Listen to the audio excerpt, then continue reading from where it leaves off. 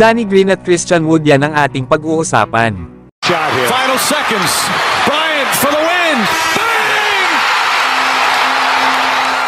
Los Angeles Lakers maaari daw kunin itong si Danny Green matapos ang trade na ginawa ng Clippers para kay James Harden.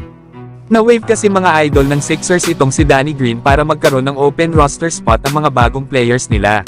Kaya maaari daw kunin ng Lakers itong si Danny Green lalo at meron silang open roster spot. Na dati na nga rin itong naglaro sa Los Angeles Lakers kasama nila LeBron at Davis na manalo ng championship noong 2020. Kaya hindi na mahirap para kay Danny Green na makuha ang chemistry sa Lakers.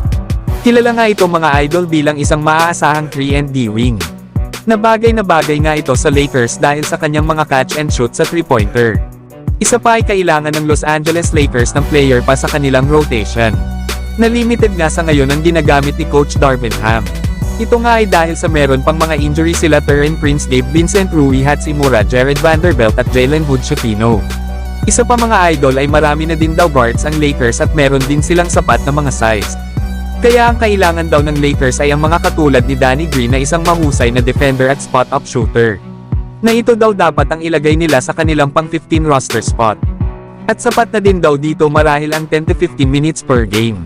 Pero kayo mga idol, ano ang masasabi nyo dito? Samantalang Christian Wood talagang gusto na may patunayan ngayong season.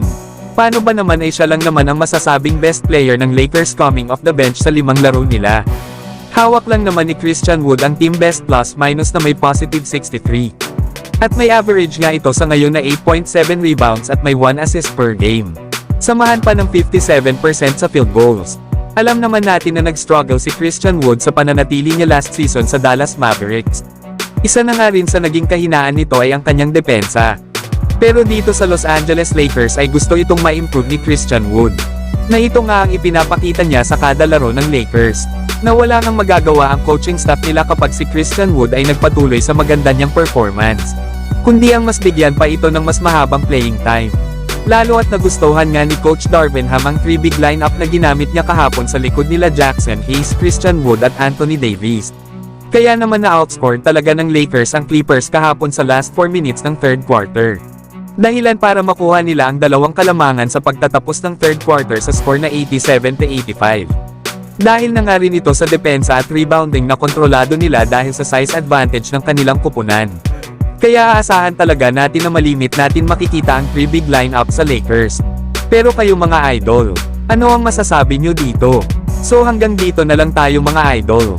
At huwag nyo naman kalimutan mag-subscribe bilang pagsuporta.